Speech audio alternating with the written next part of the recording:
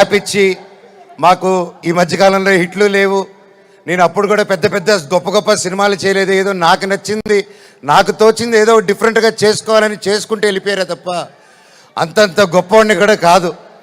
అలాగా మా అందరినీ మా ముగ్గురిని చూసి ధైర్యం చేసి మీరు ఈరోజు నిలబెట్టి 50 కోట్ల వరకు ఖర్చు పెట్టి సినిమా తీశారంటే really sir you are really great sir.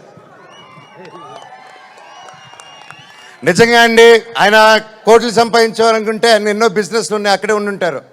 వచ్చి ప్యాషనెట్గా సినిమాలు తీయాలని చెప్పి ఈరోజు నిలబడి ఈ సినిమా కోట్లు సంపాదించే మైండ్ సెట్లు అయితే రారండి.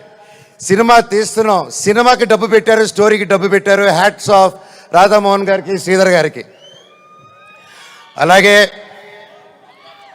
నా రక్తం అయిన నా డైరెక్టర్ విజయ్ గారు.